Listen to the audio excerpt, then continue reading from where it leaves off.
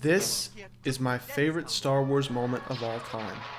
While it'd be easy to use the hallmark moments of the saga such as the Vader reveal, the trench run, the original one, not the remake, or the absolute perfection that is the opera scene, you know the one.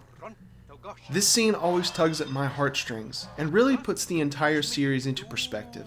It's borderline breaking the fourth wall, as we get to see just how fantastical the story of a young farm boy and his space wizard powers really is. It almost feels like George Lucas is speaking straight to the audience, telling us that this is what the saga is all about. Telling imaginative stories that are timeless and can be enjoyed by anyone and everyone. Star Wars Jedi Fallen Order is on this level of greatness, and it very well may be my game of the year.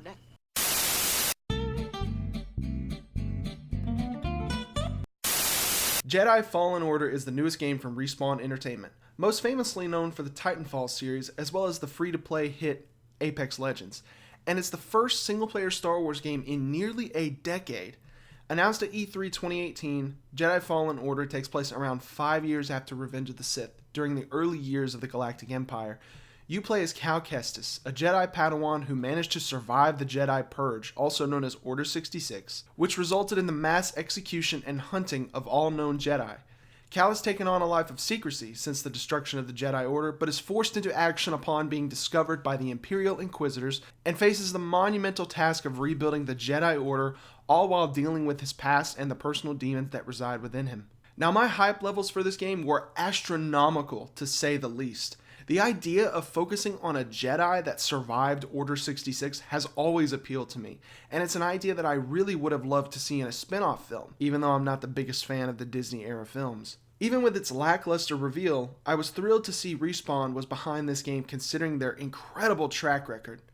Sure, there was a serious amount of trepidation going into this title, seeing as its publisher is, well, not really known for being the most player-friendly company. But Jedi Fallen Order promised a full single-player experience with no multiplayer, and most importantly, no microtransactions. And not only does it deliver on each of those promises, it's also a great video game bolstered by fun and challenging combat, a Tomb Raider-style open world, and one of the best Star Wars stories I've ever experienced. Jedi Fallen Order is not just a great Star Wars game, it's a great video game. Its inspirations are clear, and believe me, there are many of them, and it's one of the few pieces of new Star Wars content that feels like it was made by die-hard fans. It doesn't pull any punches. It takes risks by including elements of the Star Wars lore that not many people know about. If your knowledge of Star Wars is limited to just the movies, allow me to let you in on a little secret.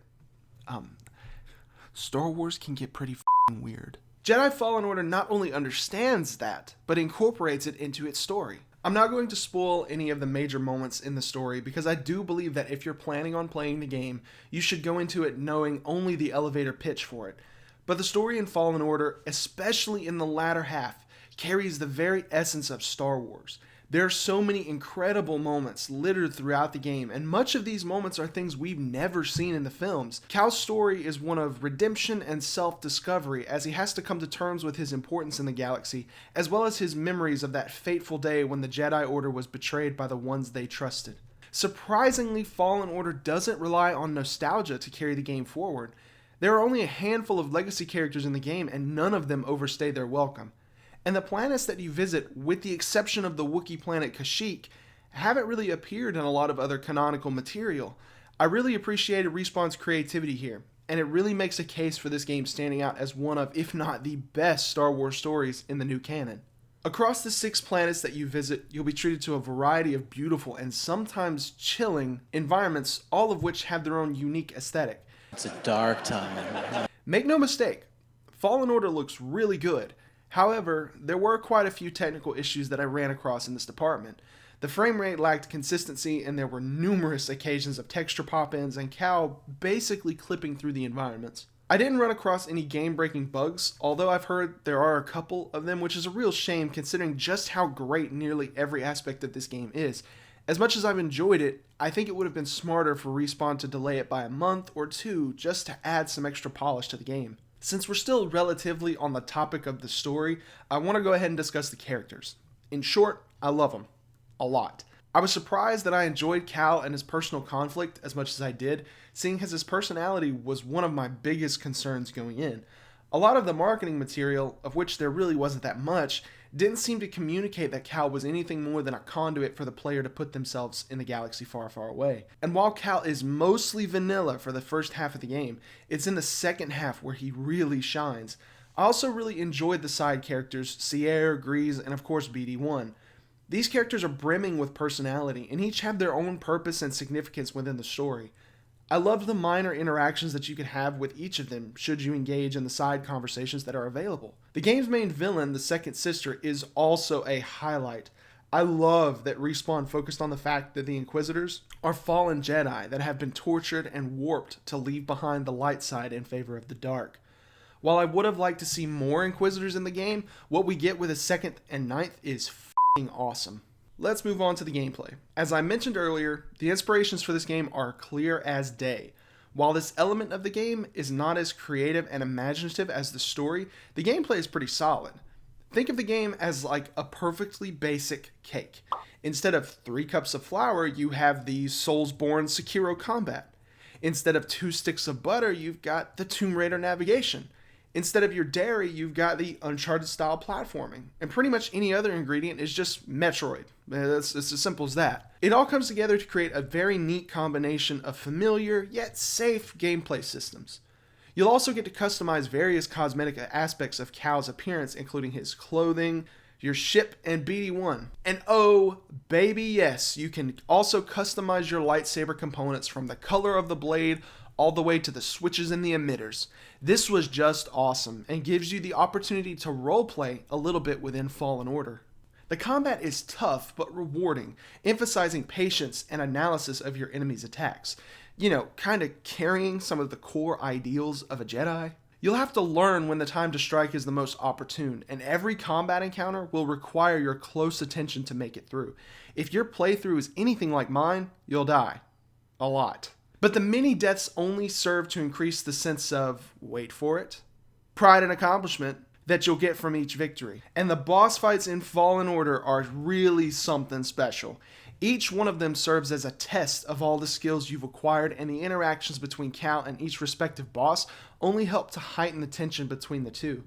There's even a handful of hidden bosses that you can find, all of which range from a breeze to holy mother of God, what is this bullshit? Unfortunately, while the combat is one of the game's greatest features, the platforming elements leave a lot to be desired. I ran into numerous issues with Cal falling through platforms, not grabbing onto ledges, and sometimes just phasing in and out of walls. While these issues can be attributed to the game's aforementioned technical shortcomings, I also found it difficult to differentiate critical story paths from side quest paths. Usually games will help players understand the difference between these paths through the use of off-colored ledges or some sort of variation on the survival instinct mechanic, commonly seen in the Tomb Raider series and the Arkham franchise. Fallen Order forgoes this for a Metroid-style exploration system, encouraging players to explore the environments on their own and chart their own path through the levels. Some areas will be blocked off and you'll be forced to come back later once you've acquired new force powers or new gadgets to help you get into those areas. In concept, this idea is great, but in execution, it led to a lot of confusion with the map system and a lot of unnecessary backtracking as I was trying to explore as much of the world as possible before moving on with the story. But the biggest problem with Fallen Order isn't its numerous technical issues or its wonky platforming. It's this: the loading times. I originally started the game on the hard difficulty, and while this difficulty provided me with plenty of challenge, the ridiculous loading times, which were often in excess of 2 minutes, prompted me to drop down to normal. Let me put it simply. If you release a game where the player is meant to die repeatedly in this trial and error type of gameplay, then you must do whatever you can to ensure your players aren't staring at a black screen for a significant amount of time with nothing but a rotating logo to keep you entertained. Swear that son of a bitch is just taunting me at this point. Despite its flaws, Jedi Fallen Order is hands down the best Star Wars game to come out of EA, and it's honestly better than nearly every other game in the franchise. I love nearly every second that I had with it, and I only wish that I could experience it for the first time all over again. I feel pretty confident that Respawn will make a sequel to this game, considering the naming convention of Fallen Order, and I'm sure we'll see an even better product when the sequel arrives. If I had to give Star Wars Jedi Fallen Order a rating, I guess I'd have to go with a 5 Kylo Ren temper tantrums out of 5. Thank you all for watching. I hope you enjoyed the review. If you're new to the channel, go ahead and check out my other content. And hey, if you're feeling really generous, why not click that subscribe button so that you'll be able to see all of my future videos. Let me know in the comments what you thought about Jedi Fallen Order if you've played it.